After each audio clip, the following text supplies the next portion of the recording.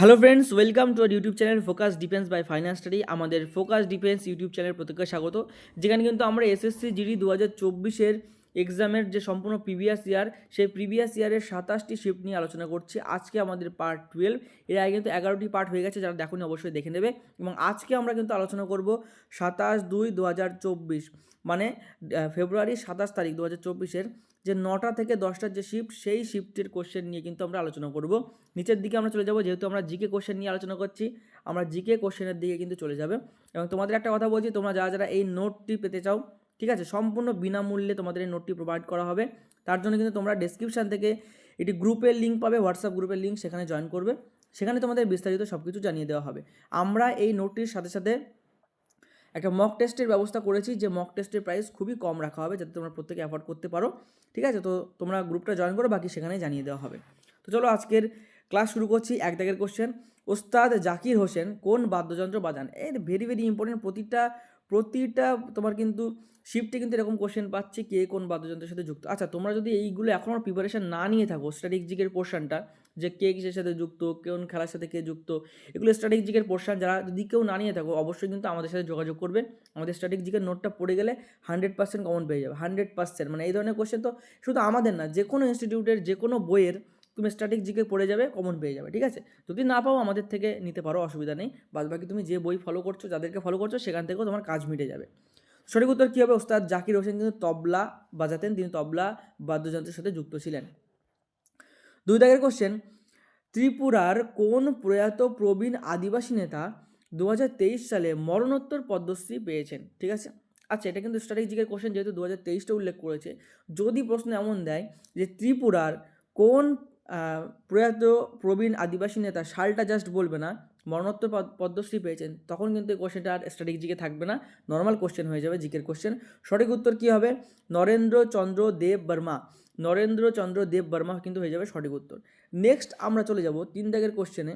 বিশ্ব চ্যাম্পিয়নশিপ বা অলিম্পিক গেমসে প্রতিদ্বন্দ্বিতা করার জন্য কুস্তিগিরির বয়স কমপক্ষে কত বছর হতে হবে এবং তাকে জাতীয় ফেডারেশন দ্বারা সমর্থিত হতে হবে? ঠিক আছে, তাহলে দুটো কন্ডিশন থাকে, একটা হচ্ছে তোমার বয়স কত হতে হবে এবং জাতীয় ফেডারেশন দ্বারা সমর্থিত হতে হবে। তো সঠিক উত্তর কী হবে? কত বয়স?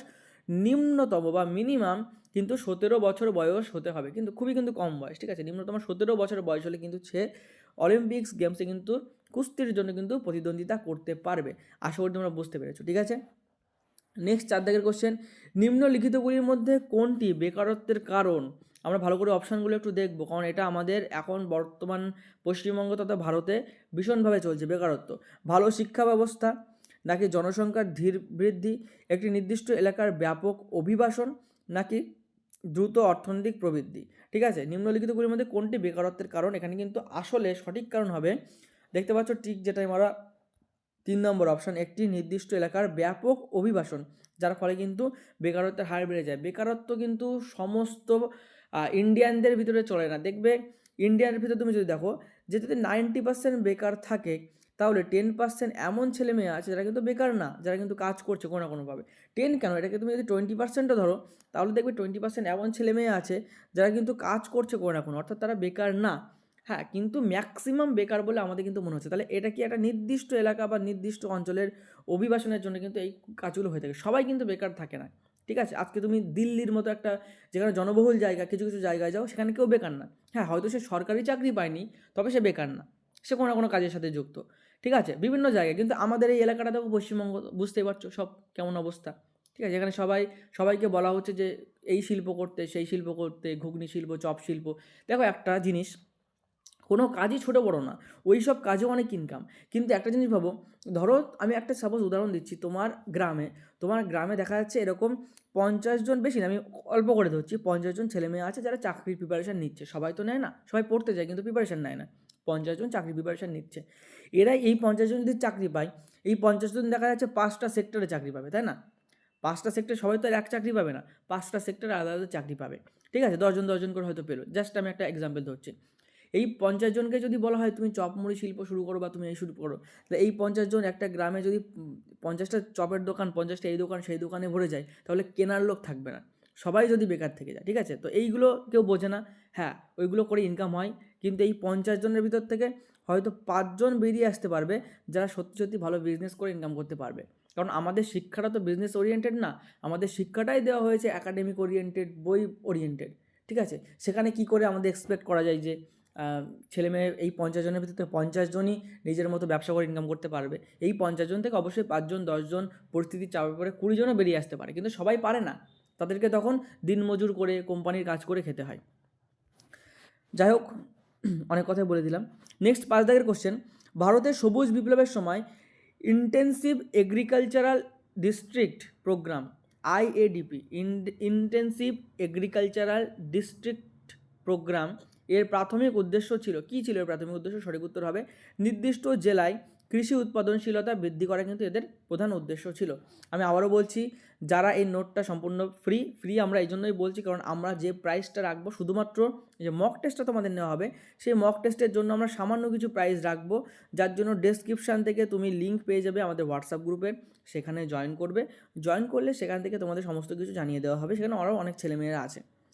কীভাবে ভারতীয় সংবিধানের অনুচ্ছেদ 126 এ উল্লেখ আছে, কিসের উল্লেখ আছে? সঠিক উত্তর কিন্তু হয়ে যাবে ভারতের কার্যকারী প্রধান বিচারপতি নিয়োগের কথা কিন্তু উল্লেখ করা আছে। একটা কথা বলছি, তোমরা কিন্তু জাস্ট এই কোশ্চেন আর অ্যান্সার দেখে যাবে না। আমি কোশ্চেন আর অ্যান্সার বলছি কারণ ভিডিওটা না হলে অনেক বড় হয়ে যাবে। তোমরা কিন্তু অপশানগুলো ঘেটে ঘুটে কিন্তু দেখবে, ঠিক আছে? অপশানগুলো কেন দেখতে বলছি? কারণ অপশান না দেখলে তোমার কিন্তু অনেক সময় অপশান এলিমিনেট করে উত্তর করতে হয়েছে, এটা হবে না, এটা হবে না, এটা হবে না, তাহলে এটা হবে। সেই যে তোমার প্রবাবিলিটি সেটা কিন্তু কমে যাবে আস্তে আস্তে, যদি তুমি সেইভাবে মানে অপশান না দেখে ডাইরেক্ট পড়তে যাও, ঠিক আছে? সব রকমভাবে চর্চা আমাদের কিন্তু করতে হবে। 7 দিকের কোশ্চেন, ফিফা অনূর্ধ্ব 17 মহিলা বিশ্বকাপে 2022-এর আয়োজক কোন দেশ করেছিল? সঠিক উত্তর কিন্তু হবে ভারত। ফিফা 2022 বিশ্বকাপ, ঠিক আছে, সেটা কিন্তু ভারতে আয়োজিত হয়েছিল। নেক্সট কী হবে? 8 দাগের কোশ্চেন, বাক্যটি সম্পূর্ণ করো। একটা বাক্য দিয়েছে, অশোকের অধিকাংশ শিলালিপি ড্যাশ।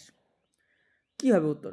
প্রাকৃত ভাষায় এবং ব্রাহ্মী লিপিতে লেখা হয়েছিল, সংস্কৃত এবং ব্রাহ্মী এবং প্রাকৃতি, নাকি প্রাকৃত এবং দেবনাগরী? আমরা প্রত্যেকেই জানি যে অশোকের অধিকাংশ লিপি কিন্তু প্রাকৃত ভাষা এবং ব্রাহ্মী ভাষায় কিন্তু লেখা হয়েছিল। অপশান এ হয়ে যাবে সঠিক উত্তর।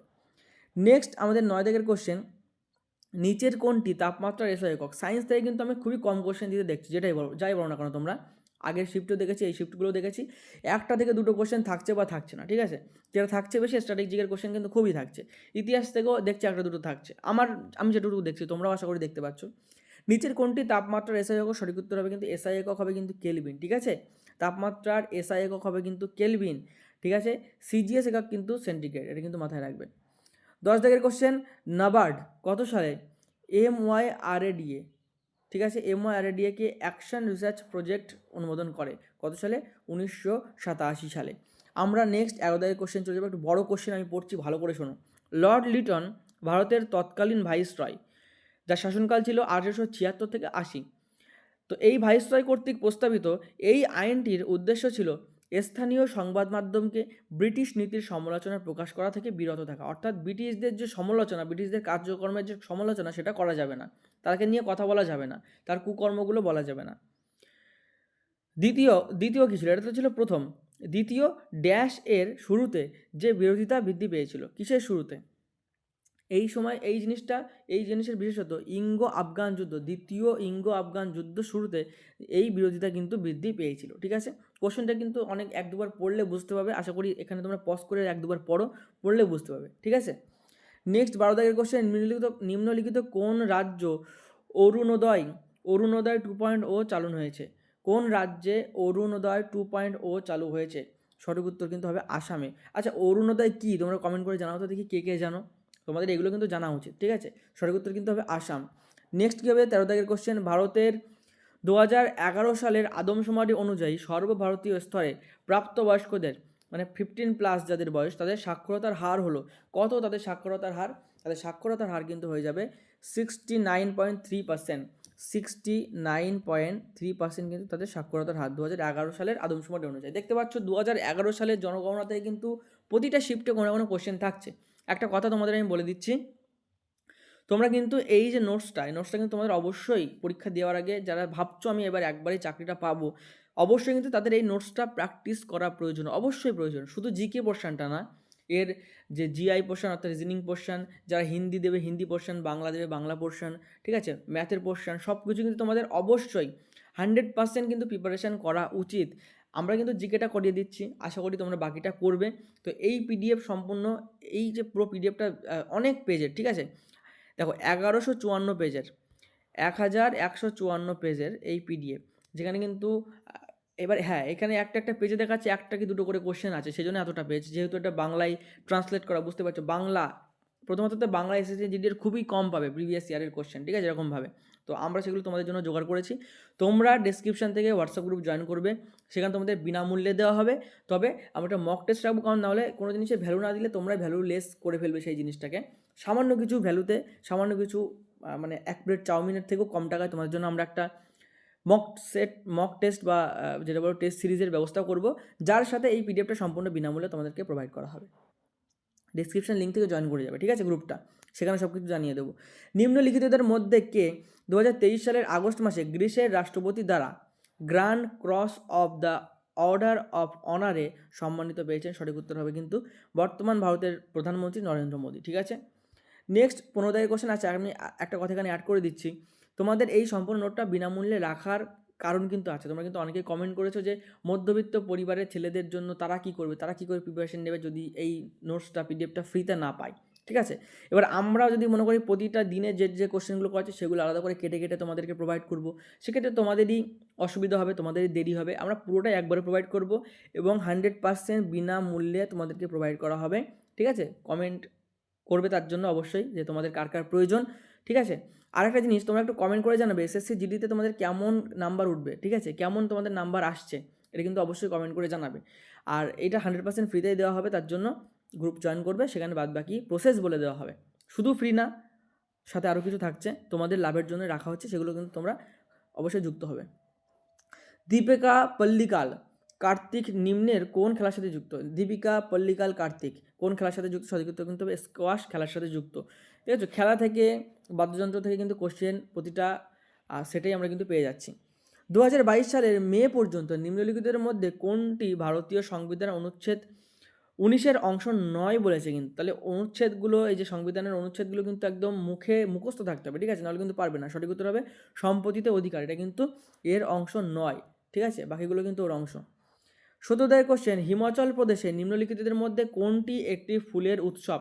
এটি ফুলের উৎসব হবে কিন্তু অপশন থেকে দেখতে পাচ্ছ ফুলাইচ উৎসব, ঠিক আছে। যদি তোমরা মনে রাখতে সুবিধা, দেখতে ফুল থেকে ফুলাইচ উৎসব, সঠিক উত্তর বুঝতে পারছো, ঠিক আছে। লাস্টের দিকে আমরা চলে এসেছি 18 দাগের কোশ্চেন, নিম্নলিখিতের মধ্যে কাকে আধুনিক ভারতনাট্যমের জননী বলা হয়? আধুনিক ভারতনাট্যমের জননী রুক্মিণী দেবী অরুণডেলা। রুক্মিণী দেবী অরুণডেলাকে কিন্তু আধুনিক ভারতনাট্যমের জননী বলা হয়। ভিডিও শেষে চলে এসেছি, তোমাদের কাছে একটা কথা বলবো, যারা ভিডিওটা এখনও দেখছো তোমাদের কাছে একটা অনুরোধ, তোমরা প্লিজ ভিডিওটাকে লাইক করে দাও, ঠিক আছে। তোমাদের লাইক কমেন্টের জন্য কিন্তু আমাদের ভিডিওগুলো করা। তোমরা কিন্তু খুবই তাড়াতাড়ি আমাদেরকে সাপোর্ট করে প্রায় 1500 পরিবারের সদস্য কিন্তু তোমরা হয়ে গেছো, তার জন্য প্রত্যেককে অসংখ্য ধন্যবাদ। যারা এখনও সাবস্ক্রাইব করেন অবশ্যই কিন্তু সাবস্ক্রাইব করবে। আরও বেটার কন্টেন্ট ক্লাস তোমাদের জন্য আনবো, ঠিক আছে। সেখানে আমরা এরকম একটা সিরিজ করবো যেখানে কারেন্ট অ্যাফেয়ার্স আলোচনা করা হবে, ঠিক আছে, স্ট্র্যাটেজিকের কিছু পোর্শন আলোচনা করা হবে। তার জন্য অবশ্যই তোমরা কিন্তু কমেন্ট করবে এবং ভিডিওটা প্রত্যেকেই লাইক করবে যারা এখনও ভিডিওটা দেখছো, ঠিক আছে। তোমরা লাইক করলে আমরা কিন্তু উৎসাহ পাই এবং আরও ছেলেমেয়ের কাছে ভিডিওটা পৌঁছাবে তোমরা শেয়ার করে দিলে, ঠিক আছে। তো নেক্সট 19 দাগের কোশ্চেন, নিম্নলিখিতদের মধ্যে কে কুডি আট্টাম, ঠিক আছে, কি বলেছে, কুডি আট্টামের নবজাগরণের অন্যতম পথপ্রদর্শক ছিলেন? সঠিক উত্তর হবে কিন্তু আম্মানুর মাধব চাকিয়ার। আম্মানুর মাধব চাকিয়ার, তিনি কিন্তু কুডিয়াট্টাম নবজাগরণের অন্যতম পথপ্রদর্শক ছিলেন। আজকে লাস্ট কোশ্চেন, নিম্নলিখিতের কোনটি হোয়াইট গুডসের উদাহরণ? হোয়াইট গুডস সাদা, ঠিক আছে, গুডস মানে বুঝতে পারছো মালপত্র, তাহলে হোয়াইট গুডসের উদাহরণ কী হবে? এয়ার কন্ডিশনার এবং এলইডি লাইট, আমদানি পণ্য, ফার্মেসি, কৃষি যন্ত্রপাতি। সঠিক উত্তর কিন্তু হয়ে যাবে এয়ার কন্ডিশনার, অর্থাৎ এসি এবং এলইডি লাইট, এগুলো কিন্তু হোয়াইট গুডসের মধ্যে কিন্তু পড়ে। 20টা কোশ্চেন শেষ হয়ে গেছে, এখানে আমাদের পার্ট 12 সম্পূর্ণভাবে কিন্তু কমপ্লিট। তোমরা অবশ্যই পার্ট 13-এর জন্য 13 নম্বর পার্টের জন্য কিন্তু অবশ্যই আমাদের চ্যানেলটা সাবস্ক্রাইব করবে এবং বেল আইকনটা অল করে রাখবে। আশা করি ভিডিওতে প্রত্যেকে লাইক করে দিয়েছো। তোমাদের যত প্রশ্ন আছে এবং এসএসসি তোমার কাট অফ কেমন, মানে তোমার কেমন নাম্বার আসবে অবশ্যই কিন্তু কমেন্টে জানাবে। মেডিকেল রিলেটেড কোনো কিছু কোশ্চেন থাকলে অবশ্যই কমেন্টে জানাবে। রিসেন্ট ভিডিওগুলোর তোমাদের কিন্তু আমরা অ্যান্সার করে দেওয়ার চেষ্টা করব। আজকে ভিডিওটা এখানে শেষ করছি, দেখা হবে পরবর্তী ভিডিও নতুন টপিক নিয়ে। ততক্ষণ পর্যন্ত সুস্থ থেকো, ভালো থেকো, পড়াশোনা করতে থাকো। জয় হিন্দ, জয় ভারত।